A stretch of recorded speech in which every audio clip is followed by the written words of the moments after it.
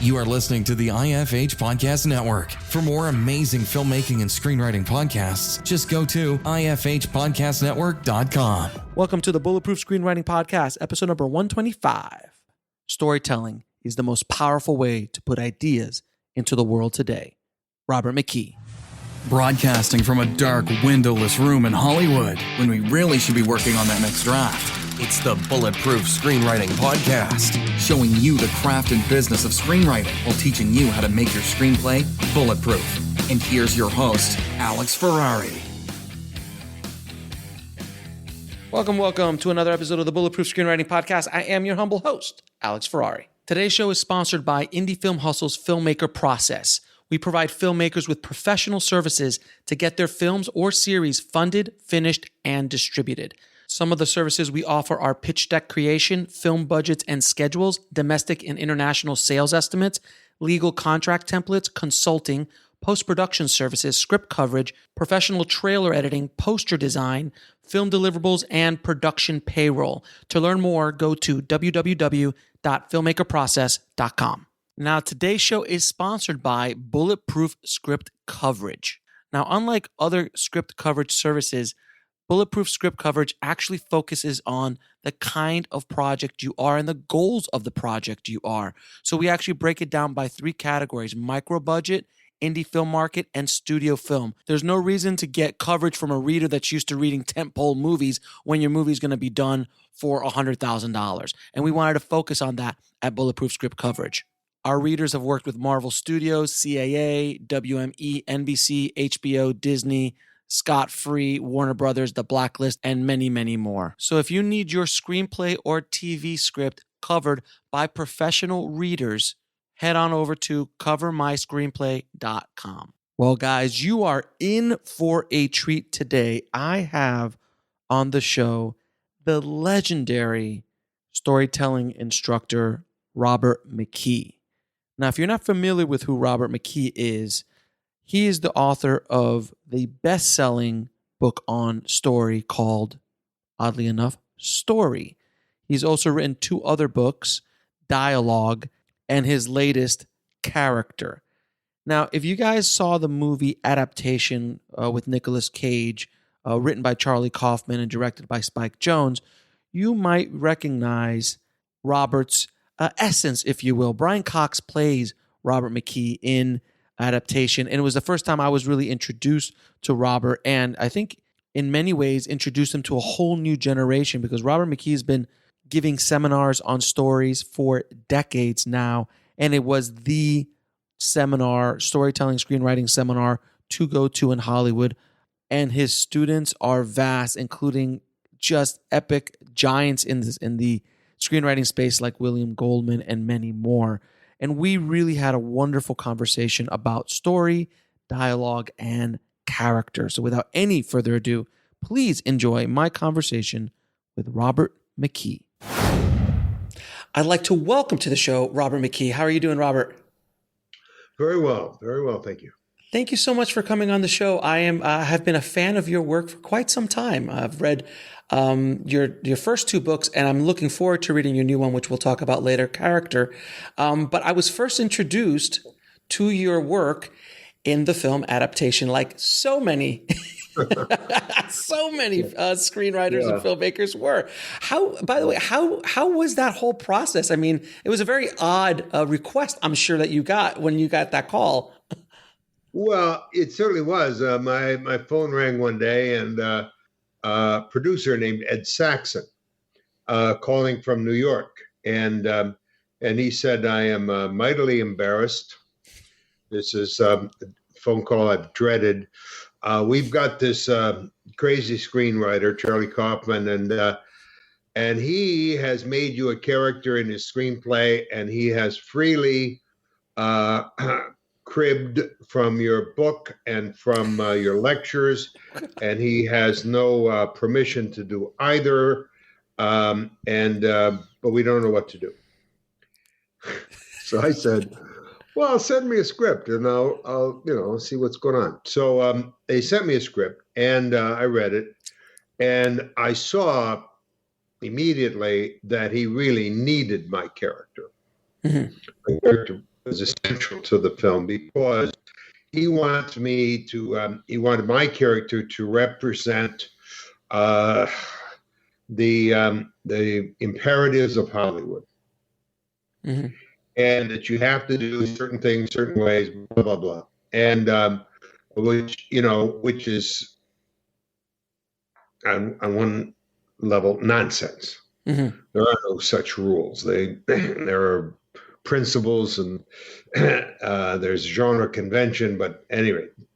So it was a typical kind of need to slander Hollywood in favor of the artist, and they wanted me to do the slandering. But I realized that without my character there to provide some source of conflict, the story didn't work at all. So I said, and so I tell you what, I made 2 phone calls. I called William Goldman, and I said, because he was a student of mine, and I said, Bill, there's a film and they want to use me as a character in it.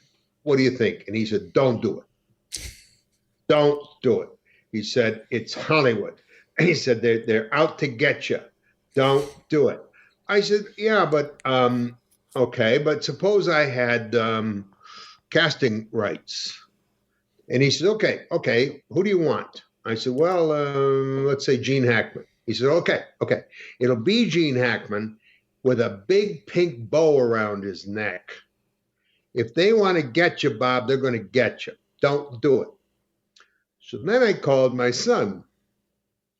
And I said, Paul, and he said, do it. I said, why? He said, because Dad, it's a Hollywood film. You're going to be a character in a Hollywood film. And he said, it'll be great. Do it. So I talked to Ed Saxon and I said, I need 3 things. One, I need a redeeming scene. I said, you want to slander me, fine, but then you can't leave it at that. You got to give me a redeeming scene, right? 2, I have to have the control of the casting. I won't tell you exactly who to cast, but you got to give me a list because I had to need to know their philosophy. I mean, for all I knew, this was the Danny DeVito, Dan Aykroyd school of casting, Fair enough. and then I said, and very importantly, the 3rd act sucks. And I cannot be a character in a bad movie. So we need meetings. They're going to have to be willing to rewrite. And those are my 3 conditions. And they agreed to them. And so they sent me on casting. They gave me my redeeming scene, and then they sent a list of the 10 best middle-aged British actors alive. Everybody from Christopher Plummer to Alan Bates, and I looked at the list, and I said, I want Brian Cox, and they said, who's Brian Cox? And I said, he's the best British actor you don't know. Because Brian had been a student of mine up in Glasgow, and I'd seen him on stage in the West End of London. And what I didn't want, see, all those actors, they're all wonderful.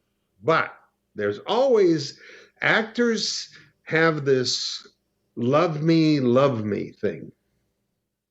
No matter what, they want to be loved. And there's always this subtext like, my heart's in the right place. And I know, and I don't want to be loved. I really don't.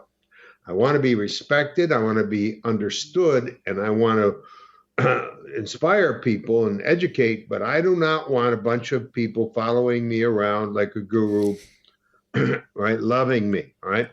And I knew that Brian would not do that.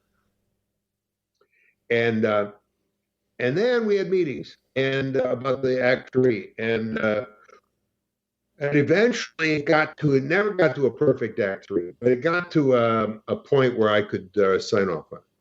So it was so then I took my son to a screening at Sony, and I said, what do you think, Paul? And he said, Dad, he said, Brian Cox nailed you, which I thought was great. So, and it was, but that's not the, I played myself in a film called 20 Days. So it's not just, but yeah, it was a difficult choice. But I think William Goldman was wrong that, there was a way to have your cake and eat it too. And I think an adaptation is loved Oh, by millions and millions of people. So it certainly didn't hurt my brand. it didn't hurt your brand or business, I'd imagine. And No. it's the term irony comes to play where you would be working with Charlie Kaufman on a script where your character is the establishment that he's trying to get away from and give art, but yet you are working with him to put the script together and finish the third act, which is amazing. Charlie's one of those guys. He's got, a great talent, but he's a bit delusional. What he wants to achieve is the commercial art movie. He wants it both ways. He wants to be known for making art movies, but they have to make money too, and a lot of it, because he knows that his career, if he loses money, it's over. And so so he wants to create the commercial art movie. And Saul Zaentz understood, things, the notion of the commercial art movie, the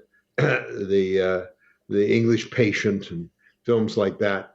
And I in the meetings with Spike and Charlie, I pointed out to Charlie, I said, you can't have it both ways. I said, if it's a true art movie, it has a very limited audience, period. And art filmmakers understand this, and they budget accordingly. You want $30 million. For an art film. For an art film. If it was 5 million, we could, but okay. So anyway, but it was, the irony of it is wonderful. So you've worked with so many screenwriters and filmmakers over the course of your career. What is the biggest mistakes you see new screenwriters to the craft make? Well, it's not mistakes so much. I guess it is a mistake, but there's two problems. One is cliches, and they think that that they want to be, like an artist. They want to be original, but at the same time, they want to be sure that it works, and so they recycle the things that everybody's always done. And they try to recycle them with a difference, and which is absolutely necessary. I mean, I get it. You're not going to reinvent the wheel. You have to just spin it yet another way. And but then they get once they sell their soul, it's hard to get it back. And you can pawn your soul for a while, but you got to get the cash to get it back. And so that's the war on cliches is not so, it's not a fault. It's just a problem everybody faces. But there's a greater problem. And it's the willingness to lie in an effort to tell their story, to get it out somehow, to get it together. They will write characters and scenes and whatever that lack credibility, that they know perfectly well in their heart of hearts is pure corn of some kind. And then they're bending the truth. There's something false or something. And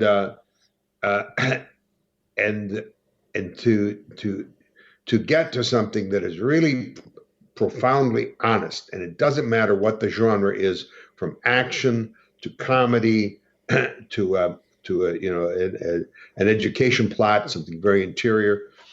Doesn't matter what the genre is. There's truth, and then there's lie, and somehow they think that because it's fiction, that gives them a license to lie. But they don't have that license. They have an obligation to express the truth of what it is to be a human being in whatever genre they're writing. They have an obligation, if they're writing comedy, to really stick a knife in some sacred cow and to expose the bullshit of society. I mean, it's not enough to be amusing. Comedy is an angry art that savages all those things that are false in life, and starting with politics, right? And so there's a willingness to fib and lie and in order to please. That okay? Let me take a step back. Both of those things, cliches and truthfulness, are all the byproduct of the young writer, especially the young writer's desire to please. They want to be loved. They want people to love what they do. They want to please people. And so they write what they think is pleasing for people, whether it's all the car chases in Fast and Furious, right? Or the sentimentality of whatever. They want to please people, and which is fine, but you can't please everybody.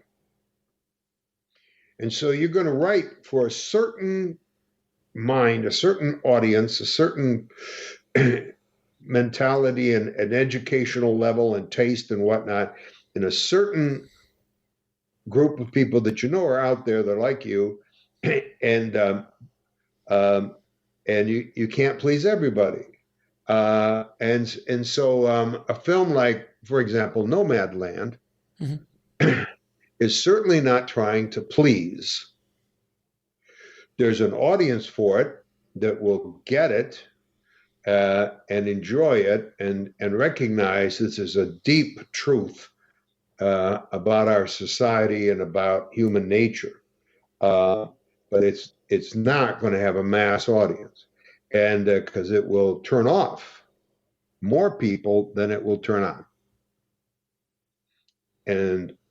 But it's an excellent film. It's an honest film. So I think it's fishing around here, because when you open the door and say, what do they do wrong? Well, there's thousands of things. Thousands of things pouring out. But if I could nail it down, it's that the willingness to please results in recycling cliches and basically not telling the dark truth of things.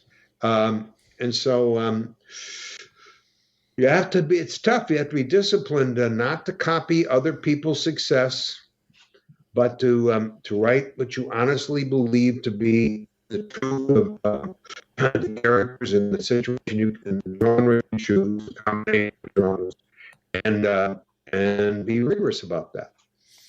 Now, one of the hallmarks of a good story is conflict. How do you create conflict in a story? Well, depends on where you start. If you start with a choice of genre, let's say you're going to write a thriller, all right? You know the source of conflict immediately by that choice. I need some kind of psychopathic villain, right? I need Russell Crowe in Unhinged. Yes, exactly. Right. And so that's done for you, so that the genre sort of automatically tells you, right? On the other hand, if you're telling a family story, and what we call domestic, so the characters are a family, and it's a family with problems. We'll be right back after a word from our sponsor. And now back to the show. Well, the conflict could come from any direction. Is it the mother? Is it the father? Is it the rebellious children? Is it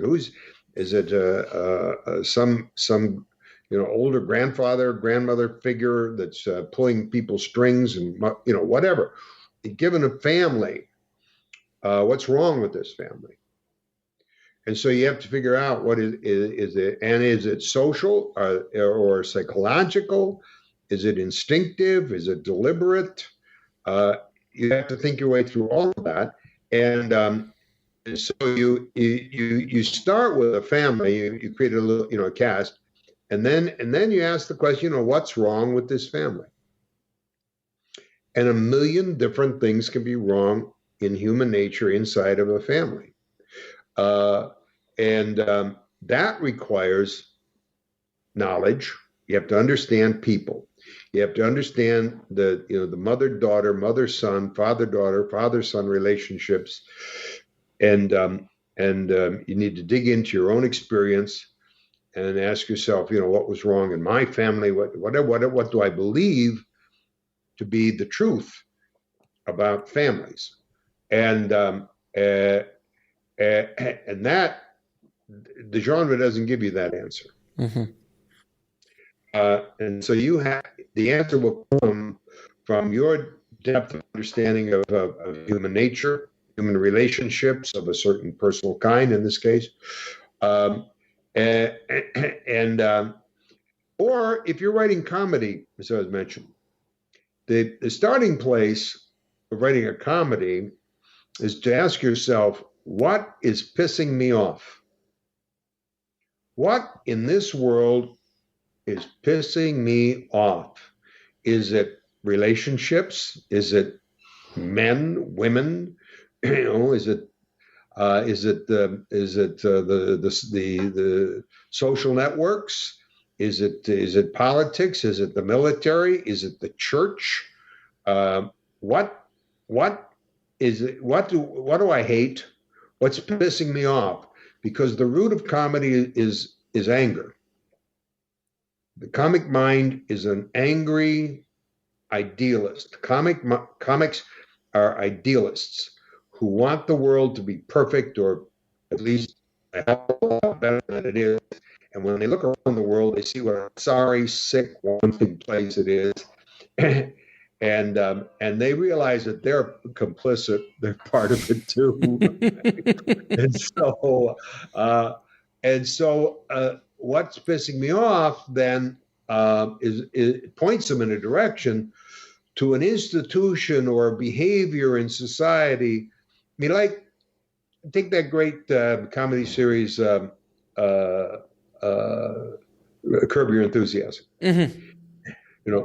And you ask, what is pissing me off? And he, finds really egregious fault in people's lack of propriety, or logic, or clarity of thought. Why should there be a handicapped stall in toilets, right, that no one can use except the 2 times a year that a handicapped person comes into this particular toilet? Okay, right? That is to Larry David, that is an egregious absurdity, and it infuriates him. And so he goes into the handicapped stall, and sure as shit, this is the day a guy in a wheelchair. So, that's those are the various things. You look at yourself as a writer, and you have to understand your vision of life. You have to understand the genres. When you make a choice, there's certain conventions. and you can bend those conventions, break them if you want, but not without an awareness of what the audience expects.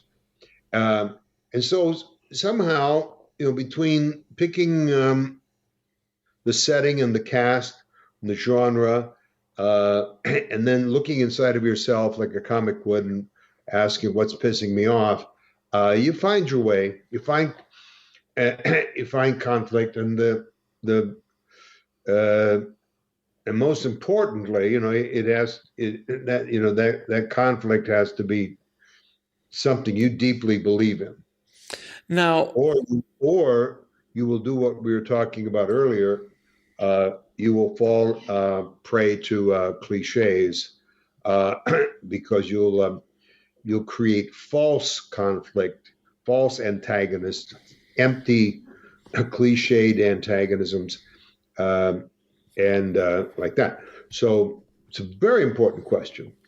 Now, so as far as one thing, a lot of screenwriters try to get away from is structure, saying that structure and trying to fall into side of a structure it's like holding me back as an artist, and I need to be free and I need to run free like a wild stallion. I personally find structure to be very freeing because it gives me a place to go. How do you approach structure? Well, the people have, of course, accused me of imposing structural rules in my teaching, and it's nonsense. When people oppose structure, the people who say that I am opposed to structure, it's inhibiting my creativity, do not know what the hell they're talking about. They just don't. They use the word structure, but they wouldn't understand or know story structure if it fell from a height onto their foot. Okay? They just don't know what they're talking about. Structure. In every scene, ideally, is a turning point of some magnitude in a character's life. They go into a situation wanting something, and something in that moment prevents them from getting it. They struggle with that, and they either get what they want or they don't get what they want, or they get it at a price, or they don't get it but learn something. Change takes place. And in a simple scene, it's minor. And then these changes per scene build sequences in which moderate, deeper change, wider change happens. These sequences build acts. And an act climax is a major turning point that has greater depth or greater breadth or both of impact on a character's life. And so minor, moderate, major changes are building a story progressively to an absolute, irreversible change at climax. Now, why would anyone object to what I just said?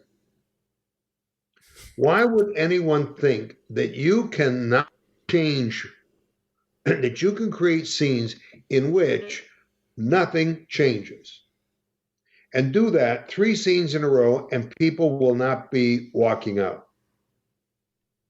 They come there, they come to the writer, they read a novel, trying to have insight into life as to what forces in life, positive and negative, bring about change outwardly or inwardly in characters' lives.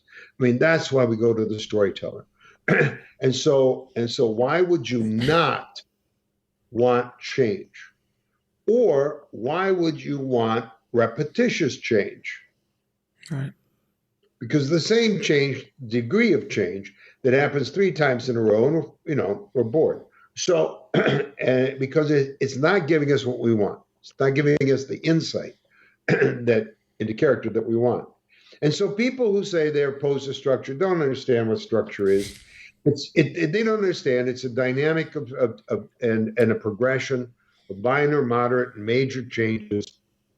And so I have no patience with that kind of ignorance.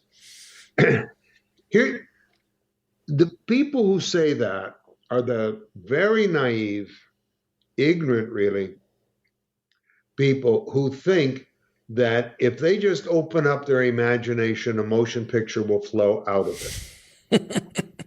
Very true. And they are childish in that way. I mean, you open up your imagination and see what flows out, then you have to go to work on it. And you have to step back from every time or let me put it to you this way. What in truth is it to write? What is writing actually like as an experience?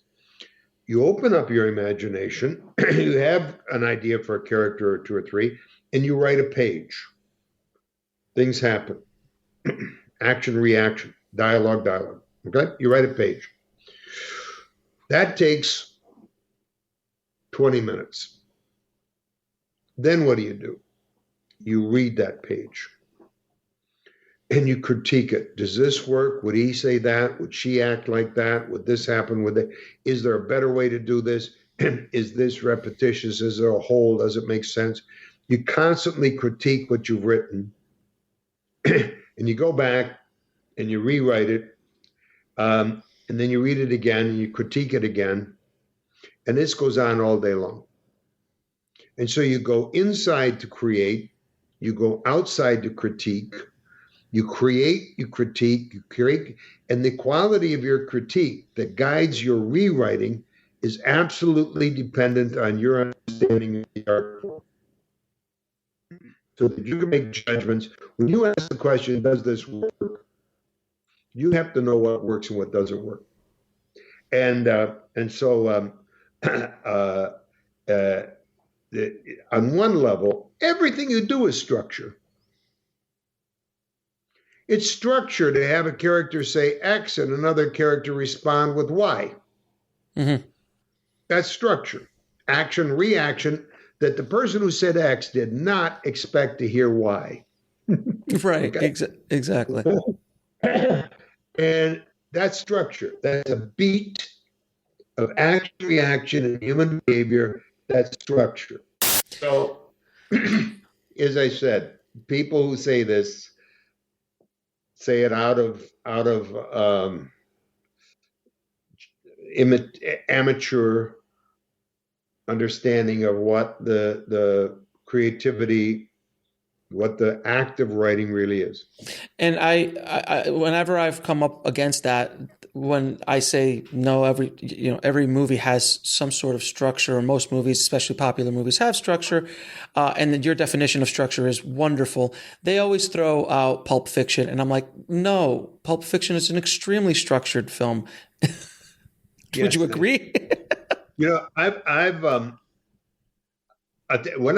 we were talking about when they were doing Adaptation, and I was working with Charlie Kaufman. Charlie had exactly that attitude. I said, the third act doesn't work. We have to restructure it. And his face went into a panic mode. He didn't want, scared the hell out of him. He said, no, it needs to, just, it'll come to me. It'll just flow and whatnot. And he says, I don't write with structure. He said that. I don't write with structure. I said, Charlie, would you like me to lay out the 3-act design of Being John Malkovich? I said, because it's a 3-act play. Mm-hmm. You want to hear them? Act 1, 2, 3. And he almost ran out of the room. He didn't want to hear it. He wants to live in the delusion that it somehow flows and there is no structure, when in fact, subconsciously at least, Being John Malkovich is a 3-act story. Yes, agreed. It's a model. It's a model. Being John Malkovich is a model of 3-act design. But to the romantic like Charlie, he doesn't want to hear it because he thinks that that's going to constipate his creativity. And I have to agree with him. If he wants to write out of this notion that it's all a flow, and if he is aware that there's a design happening, it would inhibit him. So it's because he's a good writer, he's very talented. So it would be better for him to live in that delusion and let it all pour out. And then he goes back, and his taste guides the rewriting and so forth. And so if you're talented like Charlie, and the idea of structure is frightening, then you should listen to those feelings and not think about structure, and just, do what you do and hope it works. But that's rare. Very, very, very rare. And so for everyone listening, you have to understand that someone like Charlie Kaufman is writing, and as he's writing, he's subconsciously working within the 3-act structure on a subconscious level. And even the great writers who's like, oh, I never even think about outlining or plotting, is because they have such a grasp of the craft that it's already pre-wired in them. It's like me building a house. I wouldn't even think twice about how to pour a foundation or how to lay out the walls, because I've done it a million times. I don't have to sit there and think about it. It's just done. But that is rare, and it takes sometimes years to get to that place, or you're a prodigy, which happens once in a generation or twice in a generation. And you're absolutely right. That's very well put. And in fact, it goes beyond that. You have been watching stories on screen. You have been reading them in novels. You've been to the theater. That form is a better word than structure. Mm-hmm. That form of action, contradictory reaction, reaction to that, and a dynamic of action reaction building to change, that is so built into you as a reader, as an audience member, from when, I don't know, 2-3 years old. Yeah, your mother reads you little bunny rabbit stories, right? Little bunny rabbit goes out and something happens that's not happy for the bunny rabbit, and then bunny rabbit's mother comes along and fixes things, whatever it takes. I mean, that form is ingrained in you from the earliest, and so you do know it without question. Now you do know it.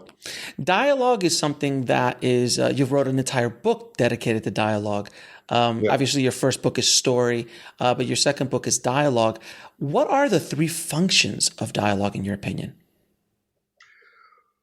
Well, there's many of them, and certainly one of them is the obvious one of exposition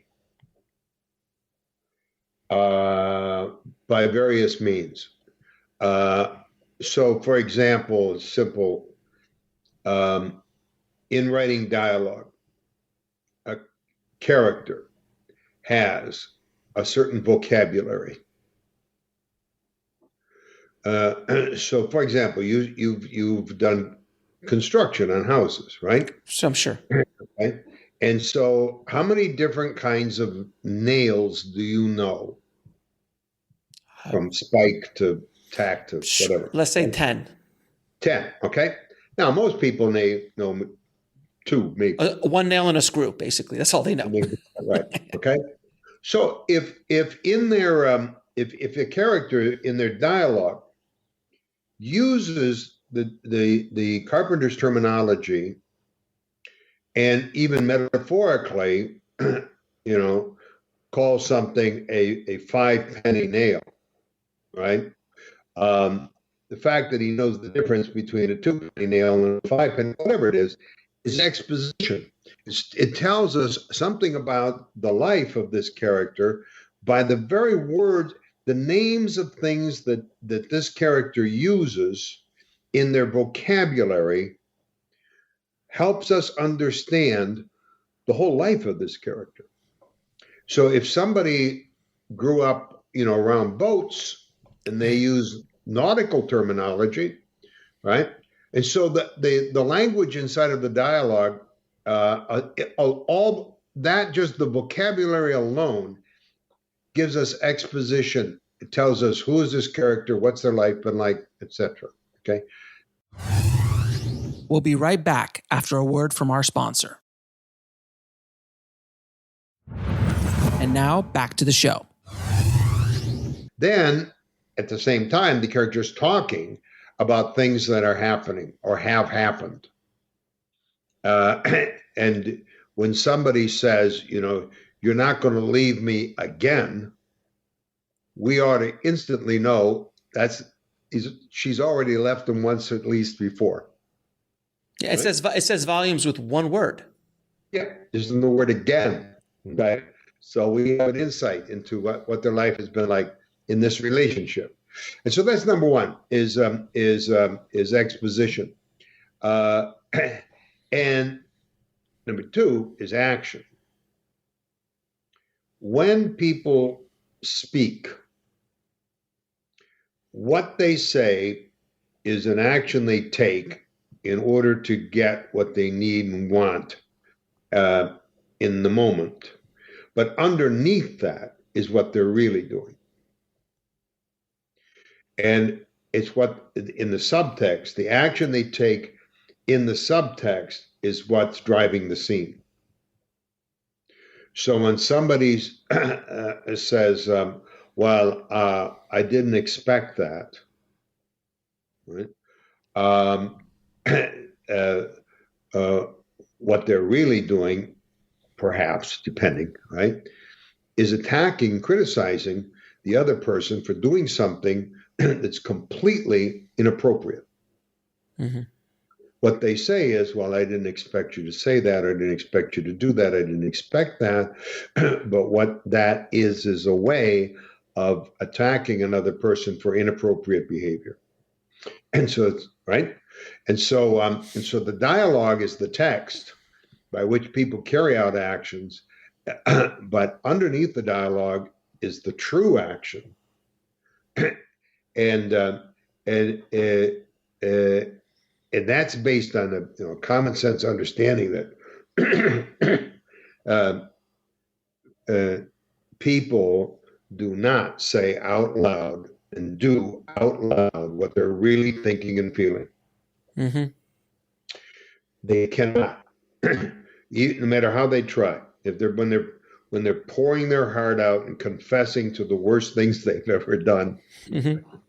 There's still another layer where they're actually begging for forgiveness, let's say. Okay? So by confessing, actually you're begging for forgiveness or whatever it is. And so dialogue is the outer vehicle for interaction. And the great mistake in dialogue is writing the interaction into the dialogue. Instead of having somebody confess, they beg, please forgive me, forgive me, right? And if somebody's actually begging, there's got to be another level of what they're really doing underneath the begging. And so you have to, the writer has to think to that. By begging, what that dialogue is actually a mask for manipulating that person right. to do what you want them to, right? And so exposition, action, okay? And then, just beauty.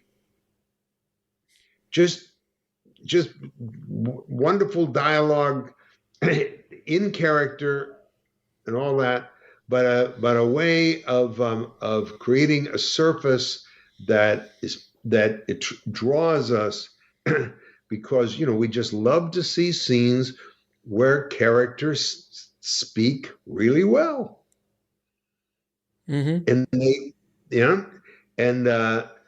even if or just gangster talk, right.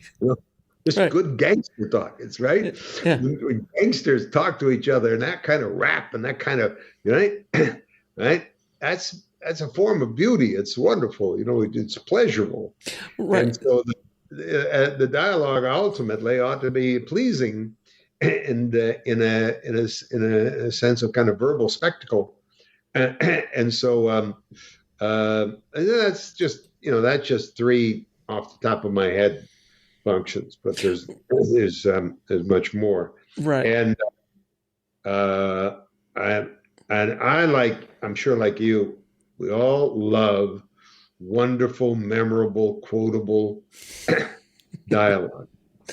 Yeah, it's very much like, so obviously Tarantino and Sorkin and Shane Black and these kind of screenwriters, Right. their dialogue is just, it's poetic in the way that they write It sometimes. certainly is. And the genius of them is they're able to do the first two things you said within that poetry, as opposed to Right. just poetry for poetry's sake, which is, Yes, that's just decorative. But it all happens all at once. You're getting exposition, you see who these characters are, whatever. Mhm. Actions or reactions are driving the scene, and it's a pleasure to listen to. Now, one thing I've noticed in years, and even in my own writing, descriptions in a screenplay. A lot of screenwriters, when they're starting out, they feel like it's a novel. So they will write a very detailed description about a scene or about something where, from my understanding over the years, less is more, and it becomes more of an exercise in haiku than it is in novel writing. Can you kind of talk a little bit about the importance of compacting your description? Well, it does need to be economical, of course. On the other hand, it has to be vivid. Right.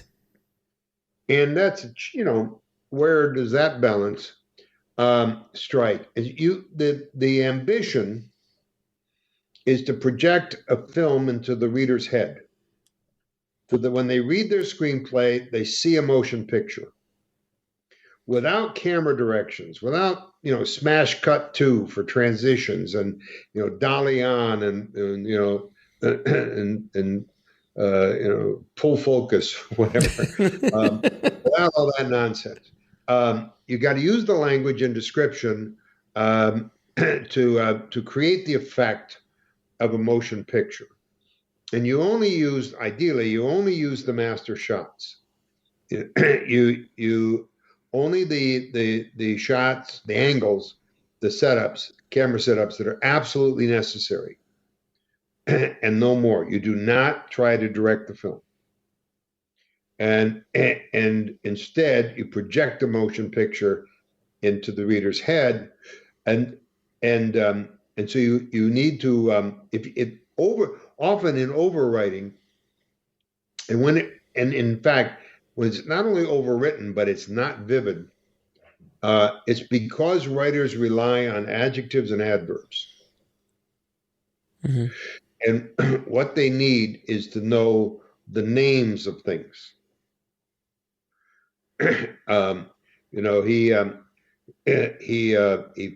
He picks up what we were talking about before, a big nail.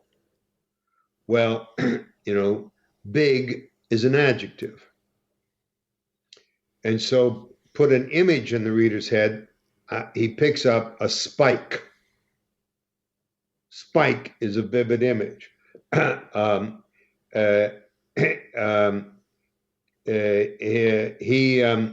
He walks slowly across the room. Well, slowly is an adverb. Right? And so you name the action. A verb is the name of an action. He pads across the room. He ambles. He strolls. He saunters. He, waltzes. You use an active verb without an adverb, concrete nouns without adjectives, and we see things and we see actions, and it becomes vivid, and it reduces the word count by far. So, here's something here's a good note for writers. Take your screenplay and search the verb is or are. Mm-hmm. Search is and are throughout your descriptions and eliminate every single one of them. No things are. Nothing is in a screenplay. Everything in a film is alive and action. So, and name the thing. So a line like a big house, there is a big house on a hill. Mm-hmm. Okay. I mean, what's a big house? A mansion, an estate, a villa? What's a hill, a mountain, and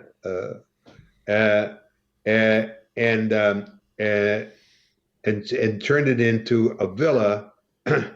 Sits. Just that verb, sits, is more active than is. A big house sits with a spectacular view. And so we see a big house up high with a great view, and it's an image, and it's active. It sits, it sprawls across, whatever. And so active verbs, concrete nouns, and make us see a movie. And every good writer finds their own personal way to do that. Mm-hmm.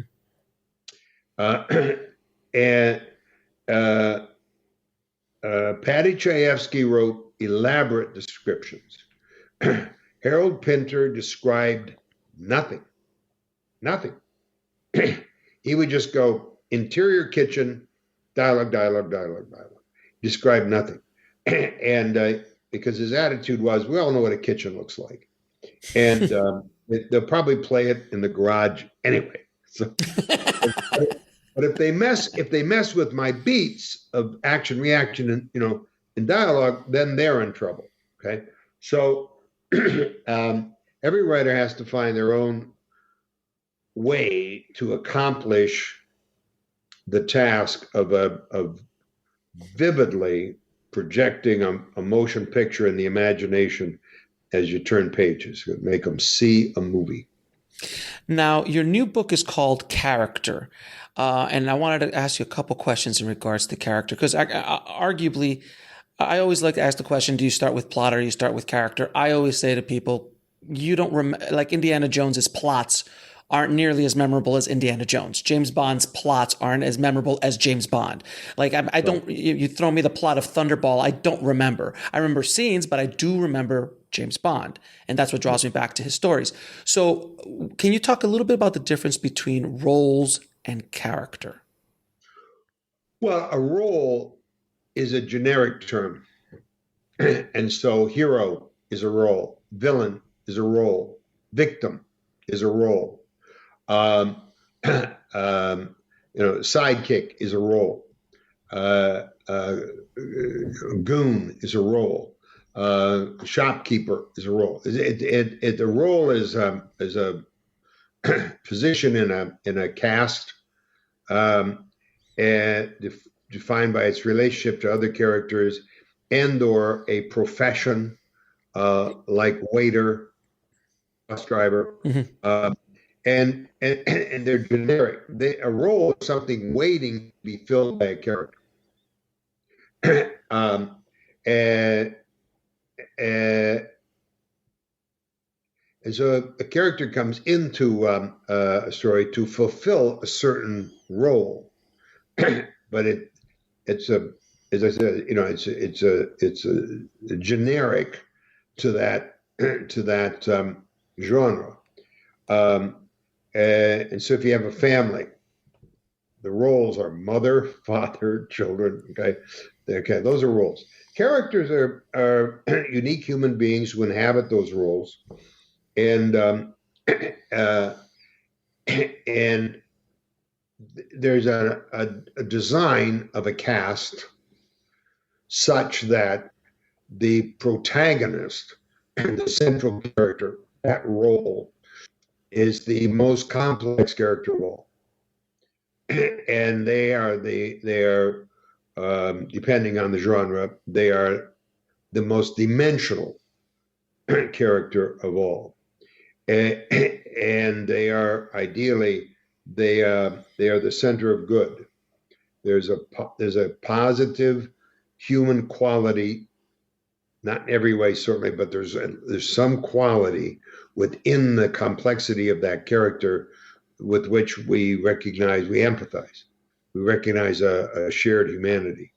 The characters then in orbit around that protagonist are less dimensional, but they can be dimensional as well. Then you go all the way out to the second and third circles where you have people only playing a role, cashier, restaurant cashier. Okay. Now, even when you're writing a scene where your character goes up to the cashier in a restaurant to pay a bill and discovers that his credit card is canceled, right? You have a clerk standing there who takes the credit card and finds that it's been rejected. That clerk character be very useful to imagine that role very specifically. What kind of human being, is she or he? Because the way in which that clerk, that role, says or responds to your card is canceled, your card didn't go through. The way you write the words and gesture for that character gives her a trait. And so roles have traits. And to make even that moment, there's a human being behind that trait. And so if she's sarcastic, if she's fed up with the job itself, or with people whose cards never work, or she's sympathetic because her cards don't work either. And so even in a simple role like that, you try to write it with as a specific trait in the way in which she deals with that moment. It creates a character for an actor. And so the actor come in there and realize, oh, this is an antagonistic clerk, or this is a sympathetic clerk, or an indifferent, or bored, or falling asleep, or glancing at her watch constantly. She just wants to get out of here. Whatever it is, you give her a trait, and that makes her a character. She starts to come to life. And it gives the actor something to hang their performance on. And so dimensions, the protagonist is the most dimensional of all. Dimensions are contradictions within the nature of the character. And so you populate that protagonist with, in my book on character, I look at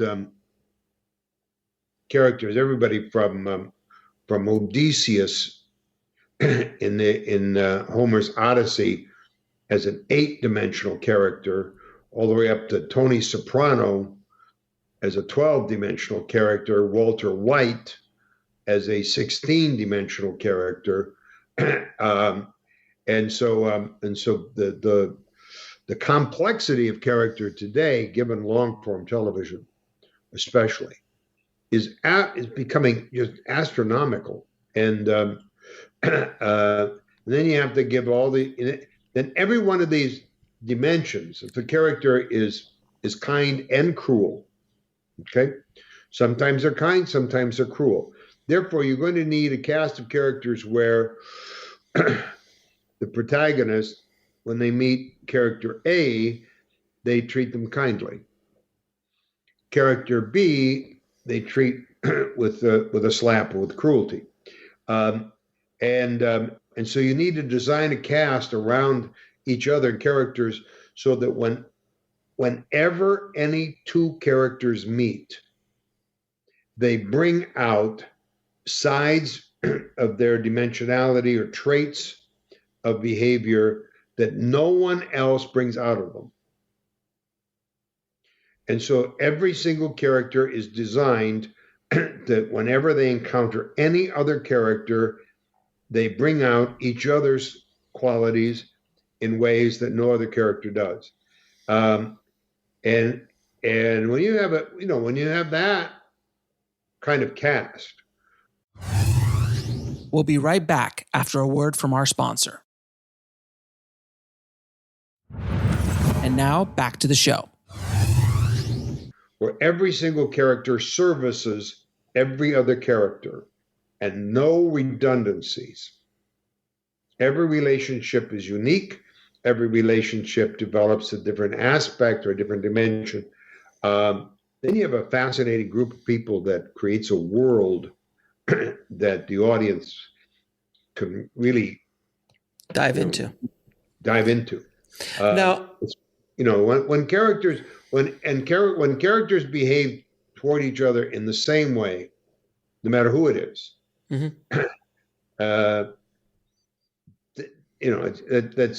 it's A, boring, and two, it's false. People do not treat different people the same. Everybody behaves in a subtly but uniquely different way, depending upon the relationship. And that takes a lot of concentration and imagination in the writer to realize that every relationship brings out different sides of the character's nature. Now, I'm going to ask you a few questions I ask all my guests, Robert. What are 3 screenplays every screenwriter should read? You see, I don't answer that question. Okay. For this reason, I don't want people to copy anybody. Okay, fair enough.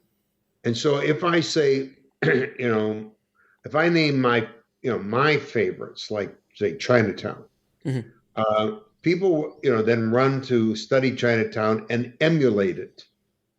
And that's a mistake.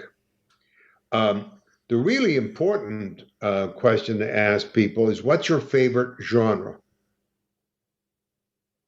Because they should be writing the kind of films they love.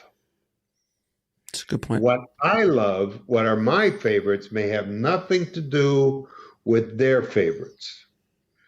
And so the first question is, what do you love? What kind of movies do you go to see? What kind of things do you read? What do you love? And then seek out those.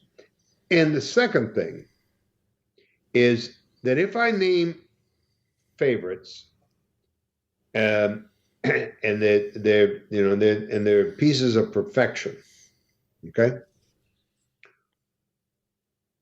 What does that teach the writer? They get a model of perfection. Great, okay? That's important. You should understand, you should have an ideal, what you're trying to achieve. But one of the ways to achieve it is to study bad movies. Break them down and ask yourself, why is this film so boring? Why can't I believe a word of it? Why does this fail? And break it down and study it to answer, what's this? What does it lack? What went wrong, etc. Okay? And then rewrite it. Interesting. Rewrite it. Fix that broken film.